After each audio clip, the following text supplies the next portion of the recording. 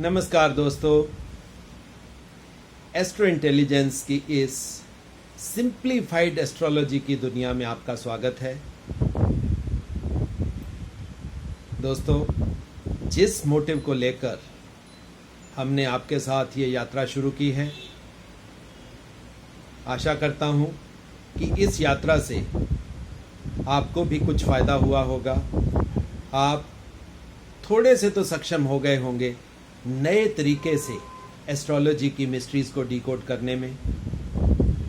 कुछ आपको इन वीडियोस के माध्यम से कुछ नया समझ में आया होगा कि इस तरीके से भी एस्ट्रोलॉजी को किया जा सकता है, एस्ट्रोलॉजी की मिस्ट्रीज़ को डेसिफर किया जा सकता है और हम लोगों को प्रेडिक्शन में भी एक नए और बहुत ही आसान तरीके से लोगों को उनके बारे में बता सकते हैं। और वो तरीका दोस्तों मैंने आपको समझा चुका हूँ।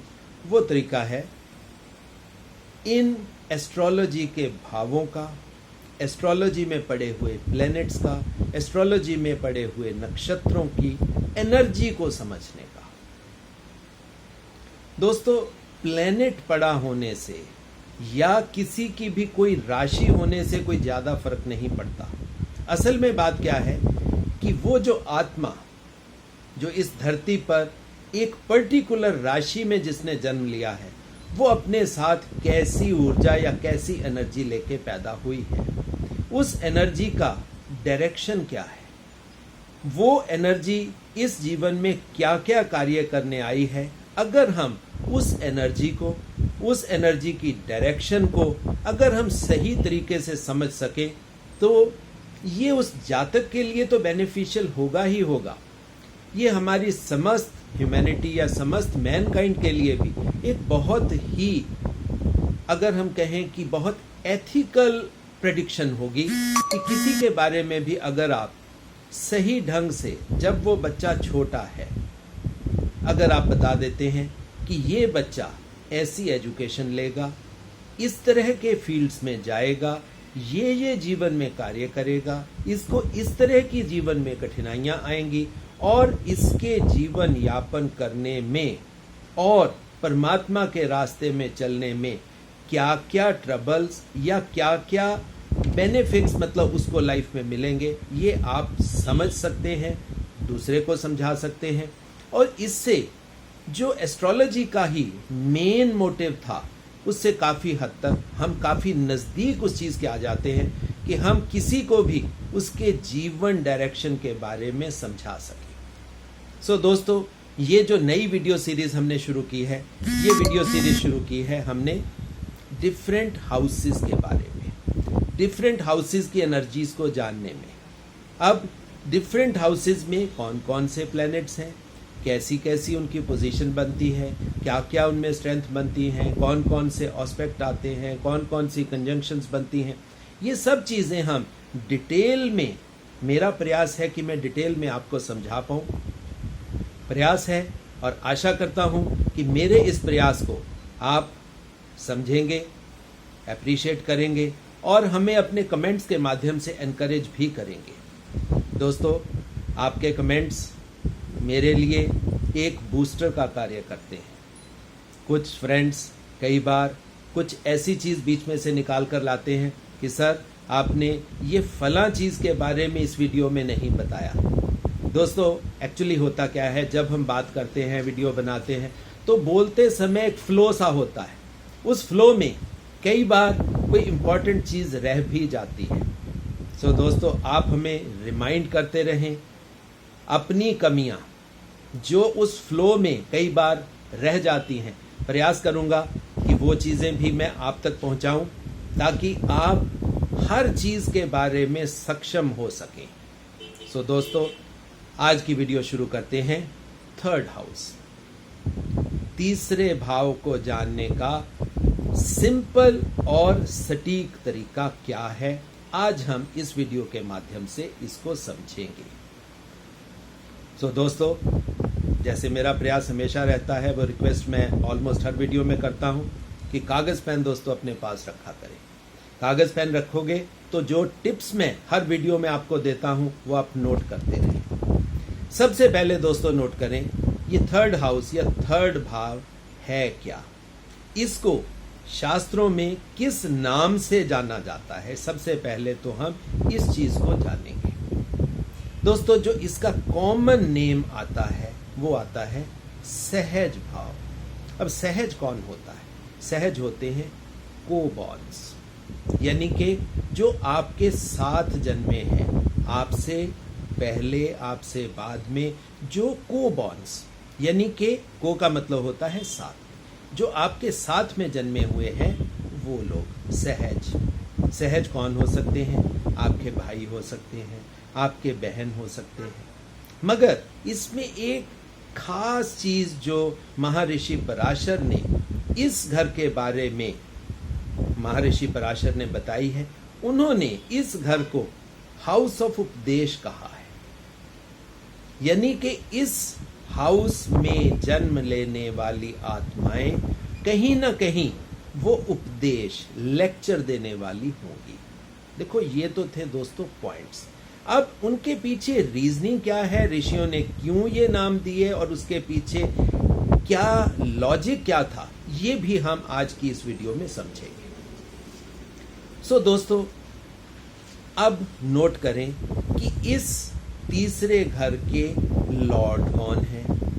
दूसरों, इस तीसरे घर के लॉर्ड हैं बुध देवता, यानी कि मरकरी। अब इसके नेचुरल कारक, नेचुरल सिग्निफिकेटर कौन है वो भी आप नोट करें। नेचुरल सिग्निफिकेटर है थर्ड हाउस के मंगल यानी कि मार्स, और दूसरे हैं सैटर्न यानी कि शनि। दोस्तों, अब उस ट्रायंगल की शेप आप दोबारा से बनाएं। एक तरफ बुध देवता को रखें और दूसरी तरफ मंगल और शनि देवता को रखें। यहां से कुछ चीजें आपको थोड़ी थोड़ी समझ आनी शुरू हो गई होगी। आपके लिए रास्ता आसान होता जाएगा। अब अगला पॉइंट नोट करें। अगला पॉइंट क्या है, अब वो मैं आपको बताता हूं, आप उसको नोट करें। इस तीसरे भाव को, ये तीसरा भाव जिसको हम जैमिनी राशि कहते हैं या हिंदी में जिसको मिथुन राशि बोला जाता है, इस तीसरे भाव से हम क्या देखते हैं? तीसरा भाव कैरेक्टराइज करता है किस चीज को? शॉर्ट जर्नीज को, आपके स्ट्रेंथ को, आपकी ट्रबल्स को, आपकी करेज को, आपके वेलर को। अब देखिए, करेज है, स्ट्रेंथ है, वेलर है। दोस्तों, ये चीजें कहां से आई, इस चीज को आप समझें। मंगल देवता इसके नेचुरल कैरेक्टरिस्टिक या नेचुरल कारक हैं। अब नेचुरल सिग्निफिकेटर हैं मंगल देवता, तो मंगल देवता क्या देते हैं? मंगल देवता is the commander of this total, जो ये प्लैनेट्स का सृष्टि का परमात्मा की तरफ से रचा गया है, उसके ये सेनापति हैं, उसके कमांडर हैं। अब कमांडर हैं तो वो क्या देंगे? कमांडर में करेज तो होना चाहिए, स्ट्रेंथ भी होनी चाहिए, वेलर भी होना चाहिए। सो ये जो कैरेक्टरिस्टिक्स इस हाउस के साथ एसोसिएट किए गए हैं, ये मार्स के नेचुरल सिग्निफिकेटर होने की वजह से है। ये चीज अब आप, आशा करता हूं, अच्छे ढंग से आप समझ गए होंगे। अब इस हाउस में और क्या क्या चीजें आती हैं, जो खास खास पॉइंट्स आते हैं, वो आप नोट करें। वो क्या है दोस्तों? सबसे पहले ये एयरी साइन है। वायु का इस हाउस के साथ, इस भाव के साथ ऋषियों ने रिलेशन बना के भेजा है, और वो कनेक्शन अब क्या है ये भी आप समझें।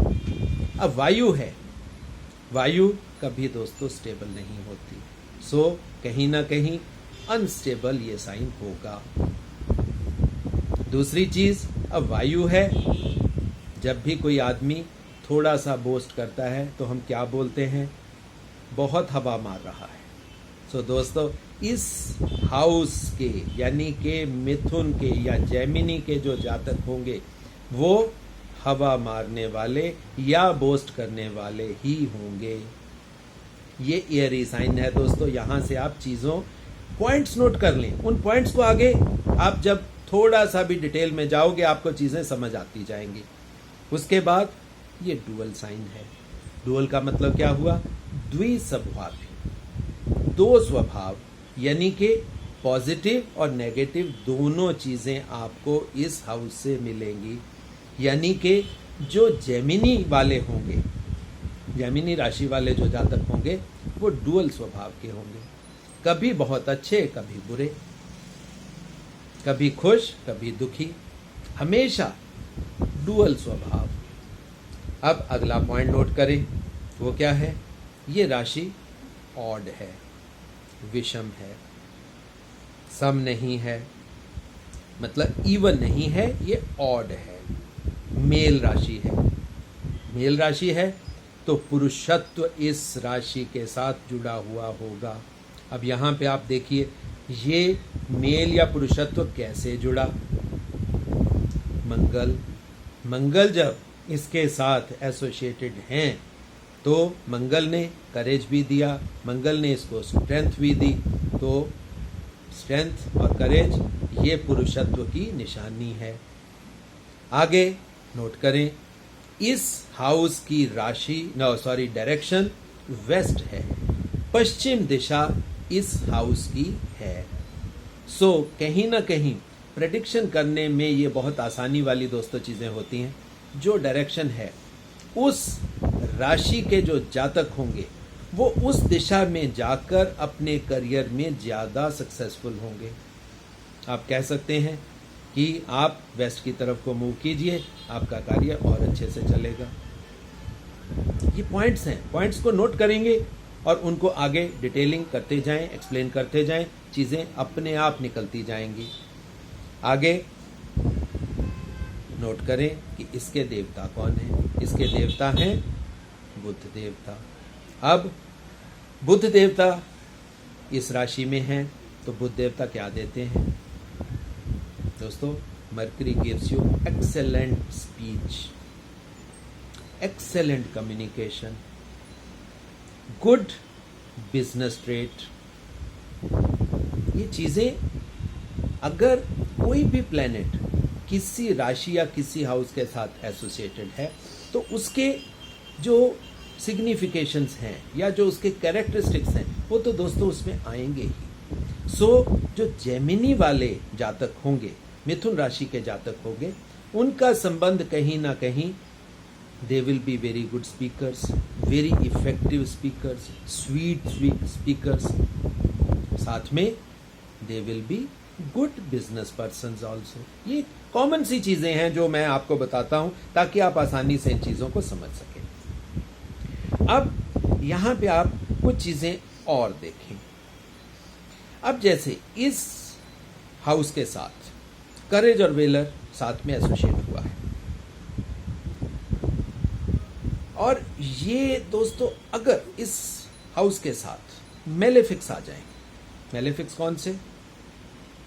राहु, शनि, मंगल, केतु, ये मेलेफिक्स अगर इस हाउस के साथ एसोसिएट हो जाते हैं तो ये इस हाउस के लिए अच्छी संभावनाएं देने वाले बन जाते हैं।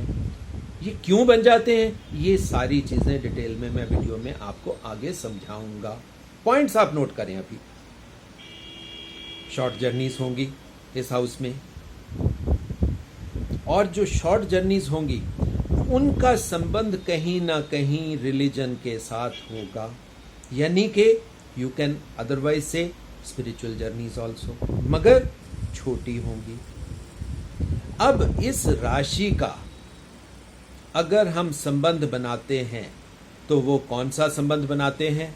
इस राशि का संबंध बनेगा थंब और इसके बीच का जो प्रदेश है, ये जो प्रदेश है दोस्तों, ये हमारे हाथ का जो हिस्सा है ये इस राशि के साथ एसोसिएटेड होता है। अब इस जगह का संबंध स्पिरिचुअलिटी के साथ, रिलीजियस रिचुअल के साथ क्या है वो मैं आपको समझाता हूं, क्योंकि जब कहीं भी दोस्तों आप कभी पूजा करने बैठते हो या पितरों की पूजा जब स्पेशली होती है तो क्या होता है, तो पंडित जी आपको कहते हैं हाथ को ऐसे उल्टा करके आप चीज का अर्पण कर दें, दान दे दें। सो कहीं ना कहीं हाथ के इस हिस्से का संबंध तीसरे हाउस के साथ तो है ही, मगर इसका संबंध रिलीजियस रिचुअल्स के साथ भी है।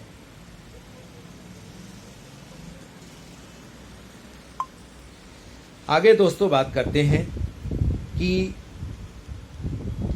इस राशि के जो जातक होंगे उनके कैरेक्टरिस्टिक्स कैसे होंगे। उनके दोस्तों बाल जो होंगे कर्ली होंगे, थिक होंगे, प्रोमिनेंट नोज होगी। ये जो आईब्रोज हैं दोस्तों, ये इस राशि का खास पॉइंट होगा। वेरी थिक आईब्रोज होंगी और हो सकता है कि वो आईब्रोज आपस में जुड़ती हुई आपको देखने को मिले। ये भी हो सकता है very thick eyebrows, thick curly hairs, गर्दन भी इनकी काफी थिक होगी, हाइट इनकी काफी टॉल होगी, बॉडी काफी स्ट्रांग होगी, और सबसे खास बात, इनके आर्म्स की लेंथ और इनके हैंड्स काफी लंबे होंगे। क्योंकि दोस्तों जो तीसरा हाउस है उस हाउस का कनेक्शन शोल्डर्स और आर्म्स के साथ है, और जो जो नक्षत्र इस हाउस के साथ एसोसिएट होते हैं उनका संबंध कहीं ना कहीं इन हाथों से या हाथों के यूज के साथ है। अब आप देखते देखते जाना इस चीज को, जीवन में आप एक्सपीरियंस करोगे। थर्ड हाउस के रिलेशन वाले लोगों का संबंध या कार्य क्षेत्र कहीं ना कहीं हाथों के यूज से होगा, जहां लंबे हाथों की जरूरत पड़ती है। और आजकल जितने लोग दूर से अच्छी सेल्फी लेने वाले होंगे उनका संबंध कहीं ना कहीं तीसरे भाव से या तीसरे हाउस के साथ आपको मिलेगा।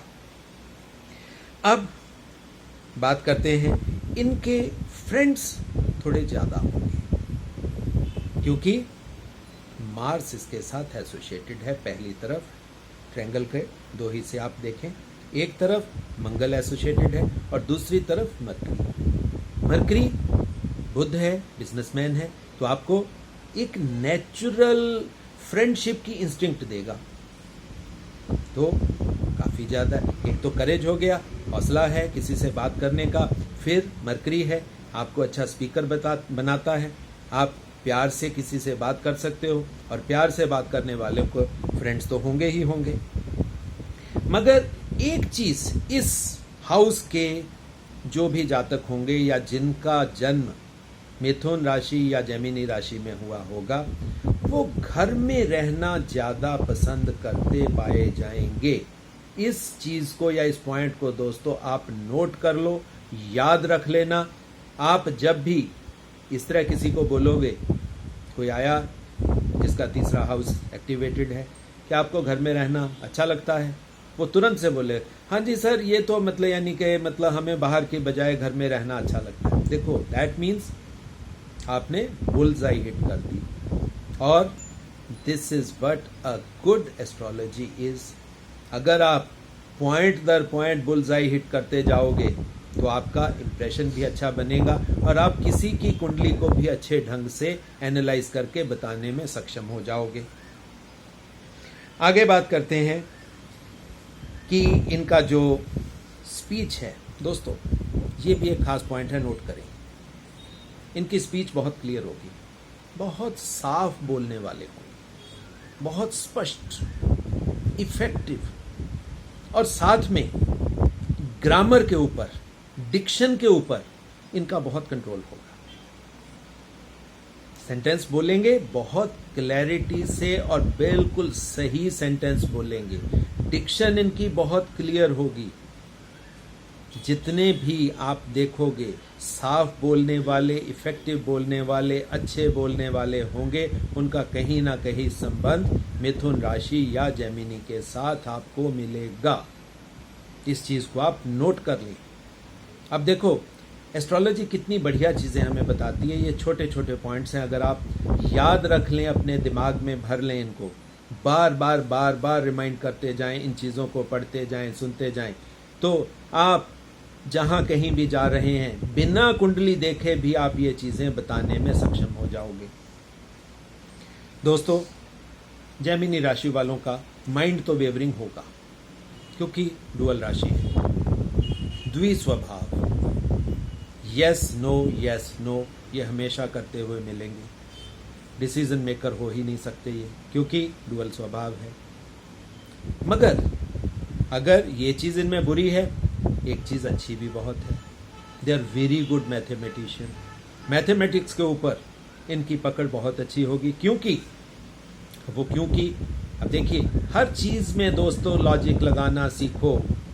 जब तक आप लॉजिक नहीं लगाओगे, रीजनिंग नहीं लगाओगे, ना आपको चीज समझ में आएगी। और मैं तो आपको एक कहता हूं, कभी भी किसी के कहे पर यकीन मत करो, रीजनिंग करो, लॉजिक अप्लाई करो। अगर लॉजिक पे बात खरी उतरती है उसी को मानो, वरना छोड़ दो। अब ये मैथमेटिशियन क्यों हैं, मैथमेटिक्स के इनकी पकड़ क्यों ज्यादा है दोस्तों? Because of mercury. Mercury gives you good mathematics. क्योंकि मरकरी कौन है? नेचुरल ट्रेडर है, नेचुरल बिजनेसमैन है। अब बिजनेस में मैथ की तो जरूरत पड़ेगी। अब देखिए, कड़ी को कड़ी से जोड़ना सीखें तो एस्ट्रोलॉजी आसान हो जाती है। ये अच्छे मैकेनिक होंगे। रादर ये मैकेनिक नहीं, ये थोड़े से इंक्विजिटिव मैकेनिक होंगे। आप छोटे बच्चे को देखना, चीज को खोलेगा, जोड़ेगा, समझ जाएगा। ये उस टाइप के लोग होंगे। और साथ में the best point of all Gemini राशि होल्डर्स को क्या होगा? They will be jack of all trades. Life में तो इनको काफी काम करने को मिलेंगे ही मिलेंगे, but they will be jack of all trades. आप जिस मर्जी काम में इनको लगा दो, they will be successful, they will master that technique. अब इसके पीछे दोस्तों कारण क्या है, इस चीज को समझो। एक तरफ बुध, अब मरकरी यानी बुध की एक खास कैरेक्टरिस्टिक है दोस्तों। मरकरी जिस भी प्लेनेट के साथ जिस भी हाउस में बैठ जाएगा, वो उसके कैरेक्टर्स ले लेगा और उसके कैरेक्टर्स एब्जॉर्ब करके, उन कैरेक्टर्स को अपने में इम्बाइब करके वो चीजें आगे बढ़ा देगा।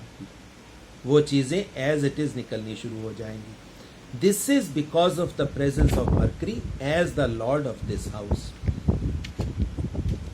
देखिए कितनी आसानी से ये चीजें आप समझ सकते हो। अब दोस्तों कुछ नेगेटिव चीजें भी। इस राशि के जातक, मिथुन राशि के जातक बहुत जल्दी इनका ब्रेकडाउन हो जाता है। इसके पीछे दोस्तों कारण ऐसे है, सक्सेस इनको थोड़ा लेट मिलती है।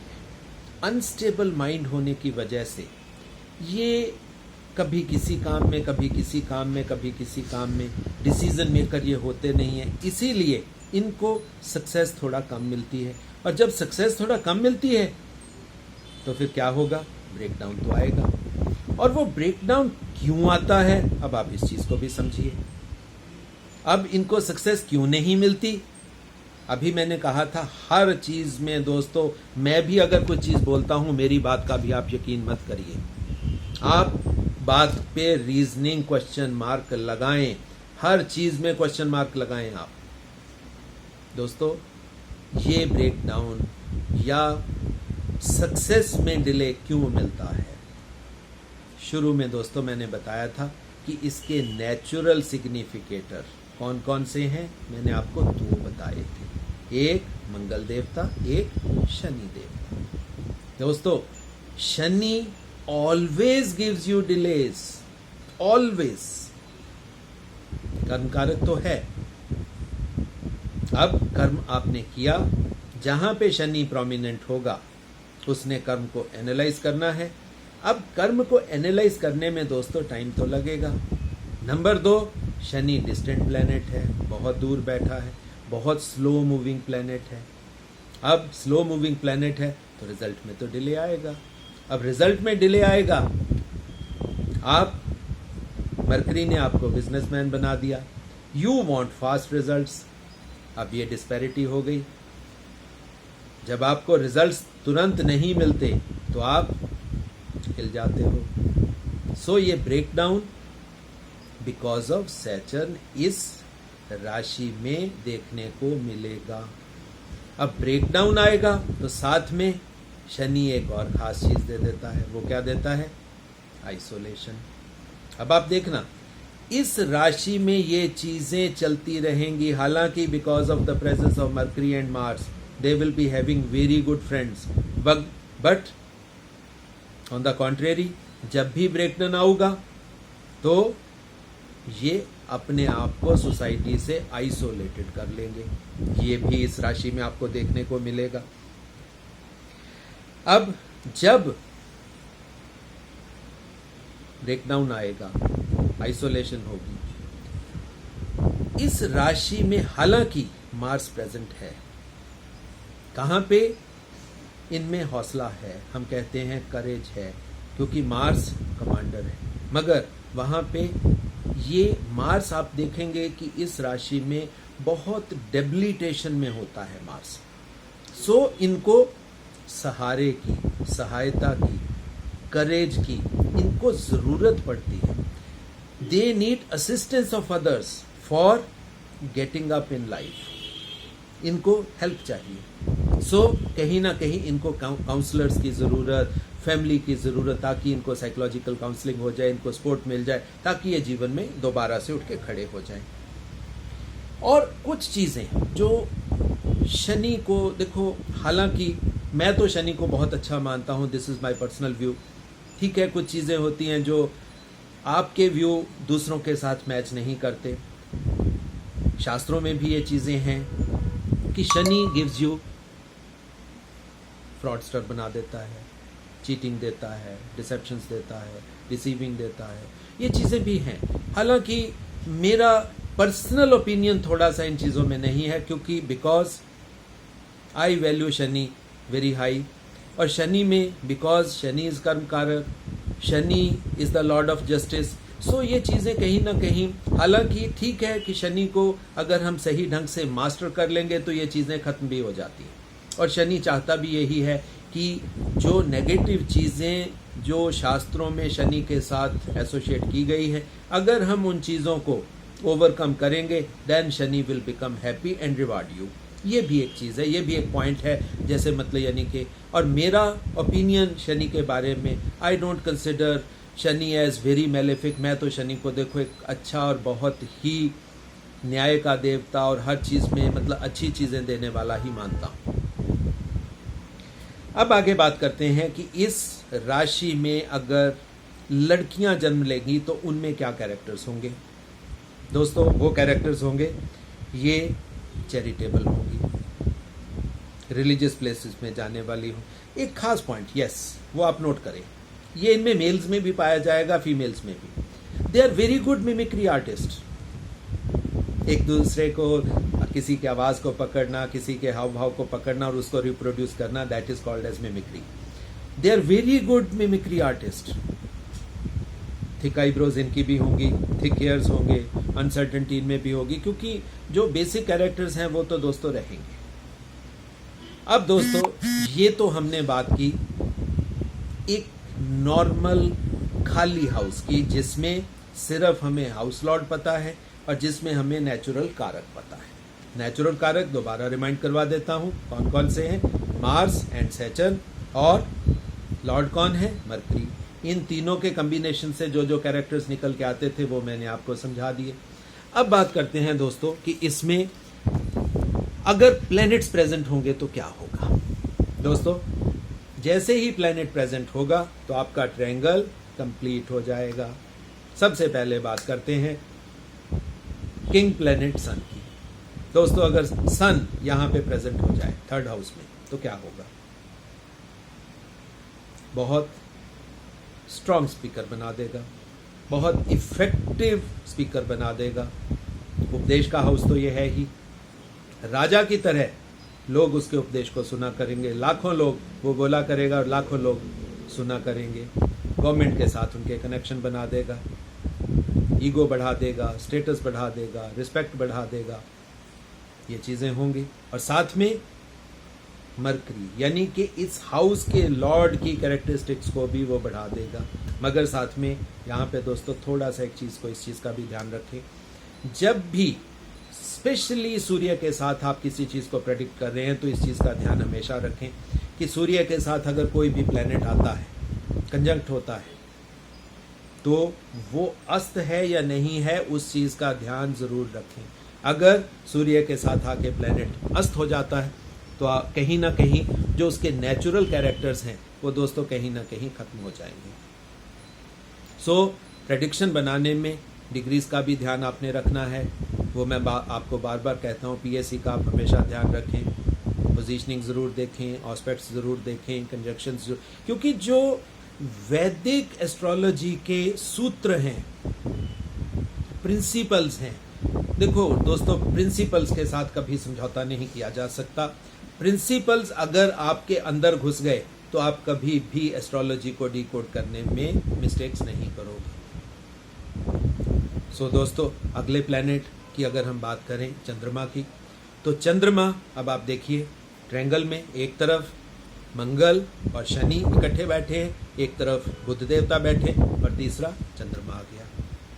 अब चंद्रमा और बुध का आपसी, आपको मैं पिछली वीडियोस में भी समझा चुका हूँ कि इनके आपसी रिलेशन अच्छे नहीं हैं, हालांकि दोनों बाप बेटा हैं। चंद्रमा बुध को एनिमी मानता है, हालांकि बुध उसको अपने लिए सम मानता है। अब ये चीज़ें भी आपने ध्यान रखनी है। अगर देखिए कहीं भी एनिमिटी आएगी तो एनिमिटी का इफेक्ट भी वहाँ पे आएगा। तो जब एनिमिटी आएगी तो एनिमिटी के साथ नेगेटिव इमोशंस दोस्तों आएंगी ही आएंगी। नेगेटिव इमोशंस अगर आएंगी तो वो कहाँ दिखेंगी? आदमी बिजनेस में डिसीजन लेगा, फास्ट लेगा।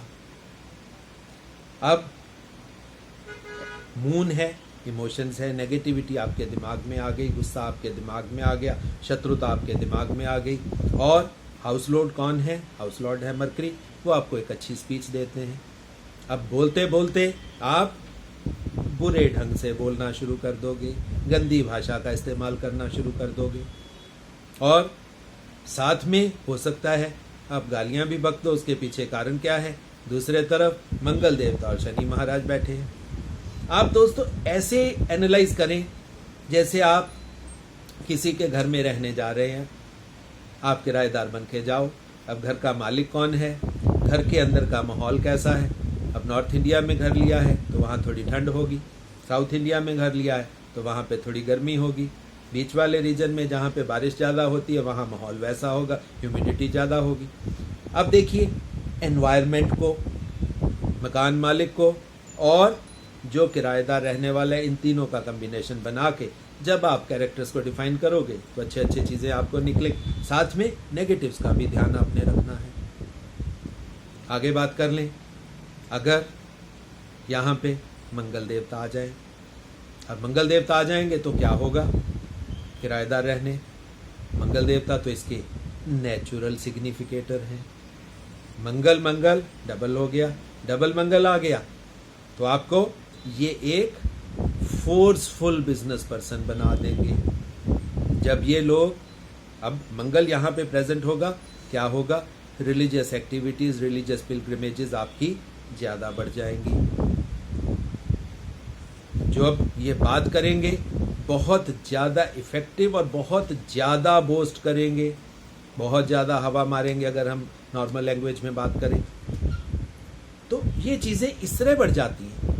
अब बात कर लें, अगर यहाँ पे बृहस्पति देवता के इस घर में आके रहने आ जाते हैं तो बृहस्पति देवता ने क्या करना है? इस घर की चीज़ों को उन्होंने एक्सपैंड कर देना है। अब इस घर की चीज़ें कौन सी थी? जो जो चीज़ें मैंने शुरू में बताई। अच्छी स्पीच बना देंगे, रिलीजियस एक्टिविटीज़ बढ़ा देंगे। अगर वो बिजनेसमैन है तो वो उसका बिजनेस बढ़ जाएगा। वो कैसे बढ़ जाएगा? क्योंकि जहाँ पे भी दोस्तों बृहस्पति बैठेंगे वहाँ पे पॉजिटिविटी तो आएगी ही। उन्होंने भाषा को इम्प्रूव कर देना है, उन्होंने बिजनेस को इम्प्रूव कर देना है, उन्होंने मार्क्स को इम्प्रूव कर देना है। और अगर हम माने कि शनि के साथ चलो कुछ नेगेटिव कैरेक्टर्स हैं भी हैं, तो बृहस्पति के होने से वो नेगेटिव कैरेक्टर्स कुछ हद तक नीचे चले जाएंगे। मगर दोस्तों यहाँ पे कुछ चीज़ें आपको ध्यान में भी रखनी है कि अगर वो थर्ड हाउस यानी कि जेमिनी हाउस किस राशि का थर्ड हाउस है, ये चीज़ें भी ध्यान रखनी है। अगर वो तुला राशि का थर्ड हाउस हुआ तो तुला राशि के थर्ड हाउस में आप देखोगे कि यही जुपिटर देवता वहाँ बैठ के आपको एक अच्छे गुरु बना देंगे। साथ में अगर शनि प्रेजेंट हुआ तो शनि देवता ने आपको फिजिकल प्रॉब्लम्स, आपको मस्कुलर पेन्स, आपको स्केलेटल पेन्स ये भी आपको दे देंगे। जब भी आपने दोस्तों प्रेडिक्शन करनी है, एनालाइज करना है, तो सारे फैक्टर्स को अमलगमेशन करके आपने ध्यान देना है, मगर बहुत सिंपल और आसान तरीके से। अब आगे बात करते हैं कि अगर यहाँ पे शुक्राचार्य रहने आ जाए इस घर में तो क्या होगा। दोस्तों शुक्राचार्य हैं आर्ट्स के देवता, लग्जरीज के देवता, पैसे के देवता, तो बिजनेसमैन तो ये हाउस है ही, हौसले वाला हाउस भी है। मगर शुक्र देवता के आने के बाद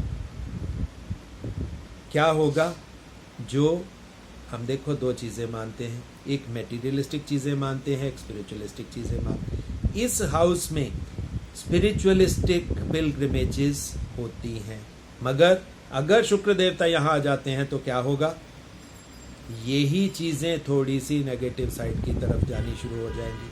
मगर आर्ट्स बढ़ जाएगा, आर्टिस्टिक एक्टिविटी बढ़ जाएगी। अगर थर्ड हाउस किसी का अच्छा है और साथ में वीनस वहाँ पे प्रेजेंट है, आप प्रेडिक्ट कर सकते हो कि यहाँ पे आदमी आर्ट और कल्चर में बहुत हाइट लेगा। मेहनत तो है ही, इस हाउस के साथ हार्डवर्क तो एसोसिएट है ही।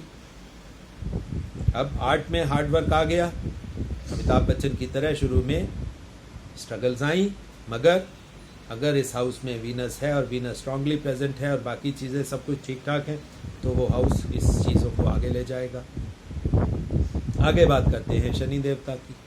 तो दोस्तों शनि देवता यहाँ पे शुरू में जो मैंने आपको पॉइंट बताया था कि हालांकि शनि देवता को हम मेलेफिक कहते हैं, मगर दोस्तों इस हाउस में क्योंकि ये शनि का एक नेचुरल सिग्निफिकेटर हाउस है, इसलिए शनि यहाँ बैठ के अपने आप को कंफर्टेबल महसूस करेगा। अब आप देखिए, आदमी जितना मर्जी बुरा हो,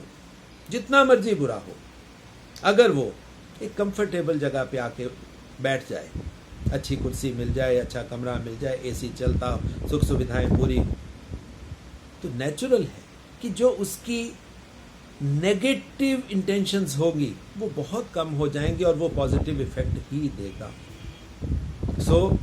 शनि यहाँ बैठ के आपको काफ़ी अच्छी चीज़ें देगा, रिलीजियस पिलग्रिमेजेस बढ़ा देगा, आपकी आइसोलेशन, आपकी नेगेटिव चीज़ें कम कर देगा, आप में हार्ड वर्क ज़्यादा भर देगा, आपको शुरू से बचपन से कर्मकारक बना देगा।